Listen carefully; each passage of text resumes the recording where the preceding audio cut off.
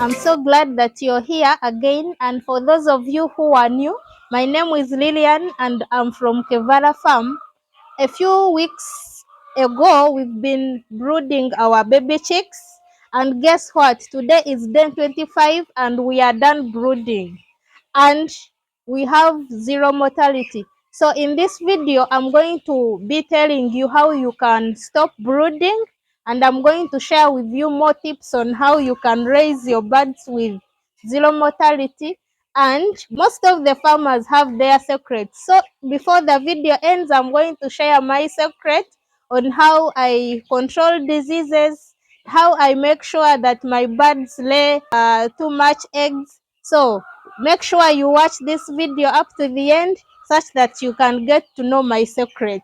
So we are already inside. Let me take you guys around and we see how these birds are doing and how they have grown.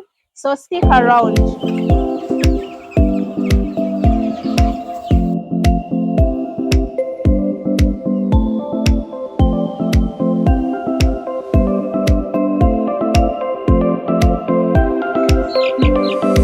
Guys, just have a good look at this bird here. Have a look at this bird. The beautiful brown color is almost all over it. As you guys can see, it's already covered. The whole body parts are already covered with feathers. As you can see, it's a few parts which are remaining, like here. And in just a few days, all of its body parts will be covered, because even as you can see, it's even pecking on me. Even as you can see here, the feathers have already started coming. So why would I waste my money buying charcoal to provide hits, more hits? Guys, I'm so excited. We are done brooding, and you know what? We haven't lost any bird. It is unbelievable, but it is true. You guys, if you take a good care of these birds, you will enjoy poultry farming. If you follow the rules, if they tell you give them heat, don't give them too much heat, don't give them too low heat, and you follow. And then if someone is always there to look after these birds even in the night, you're going to raise very beautiful and happy birds, and you will enjoy poultry farming. So it is unbelievable, but it is true. We have not lost any bird.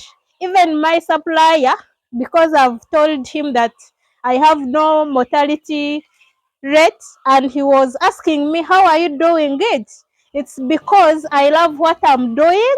That is number one. I give it all my time because I quit my job, as you know. I'm doing this full time, so I'm giving it my time. And another thing, it's at my home, so all the time I'm here looking after them. So I've given it all, my whole. So that's why I'm able to raise these birds without any mortality. So make sure if you're doing poultry farming, don't just put a farm somewhere and then you abandon it to workers. They are going to kill your money. They are going to destroy the farm, and then you will come out to discourage people that this poultry farming is hard. Yet it is so easy if you follow.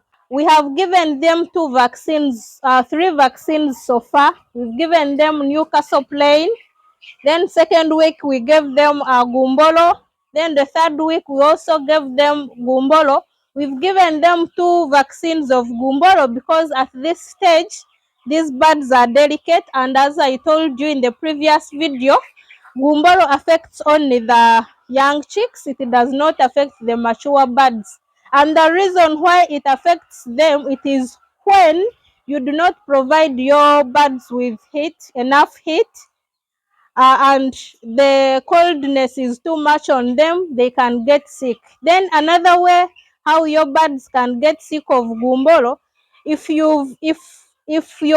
your bunch is not the first at the farm and you have ever been affected by gumbolo, you have to make sure when you're cleaning, you clean thoroughly, and 8 months must have passed. So maybe if those 8 months have not passed and you still have that bacteria or virus at the farm, it will affect your birds. So make sure even when you're cleaning, you clean thoroughly. So when the birds are about 2 weeks, you have to start opening. Let me show you. You have to start opening. You start removing parts of your trampoline. Like you can see here, we've removed, and even here we have removed. We remove such that these birds get fresh air. They need fresh air, because if you do not remove, the birds will not be seeing. Their eyes will be closed and they will stop seeing. They will become blind. So you have to open when the birds are around 2 weeks. You have to open in order for fresh air to move in, to circulate in. So as you can see now, the birds are congested. A few weeks we expanded because the brooder was stopping around here. So we expanded, and now you can see they are up to that point, up to the window point. So, and right now the birds are congested in, so we are going to again expand. We are going to move to this area. As you see, this area, it has actually been working as our working areas. You can see there is charcoal, there is wood, and it's where the boy who has been looking after these birds at night has been sleeping. So we are going to remove this part and allow these birds to move to the other side. And then for the pots, since we are stopping brooding, you do not just remove or stop the fire gradually. No, you will affect your birds and you will affect their growth. So what we do, we've been having four pots. As you can see, there are four. One, that is the second. The third is there. Then the fourth is there. So what we are going to do now, I'm going to move out 2 pots, and then we remain with 2 pots. In that, at night when it is cold, because right now it's a rainy season here in my country, so meaning there is a lot of coldness at night, such that these 2 other pots which are going to remain can be able to provide heat to these birds, because we do not want any gumbolo in our birds. So then after a few days or weeks, then you can move out one, and then later, after a few days again, you can remove the last pot, and there you leave the birds to be on their own, because as we have already seen, these birds are covered with feathers, which means they are able to provide warmth to themselves. My secret is charcoal. Charcoal has done for me wonders here at the farm, because first of all, I've never suffered any diseases here. This is the second bunch. The birds which have been here, we offlaid them.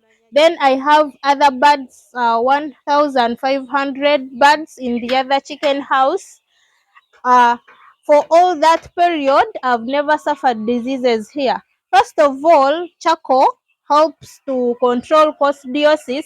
If you give your birds charcoal, you will never see coccidiosis. Then another thing, it reduces ammonia in their wastes.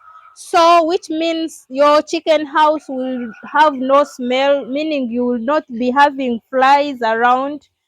Then another thing, charcoal increases on the production rate.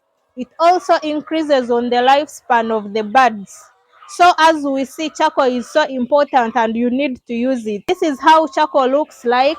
So you sieve to get the smaller particles or the powder like. And then the number one, how you can give it to your birds, you can mix it in water, but that one you do it once. I do it like once in 6 months. I mix it in the water and then I give to my birds. And then another way, you can always get that powder form and you add it in their feed, meaning they will be taking some charcoal through their feed. Then another way, you can just get one feeder or two and you put that charcoal and then you put it in the chicken house, such that a few birds will keep coming and feeding on this charcoal. Guys, that is my secret. That is how I've managed to get high production here. That's how I've managed to keep my birds for longer times, and that's how I've managed to control diseases. So I've kept that for my loyal subscribers. I hope with that information I'm able to help someone. So thank you for watching me and see you in another video. Bye bye.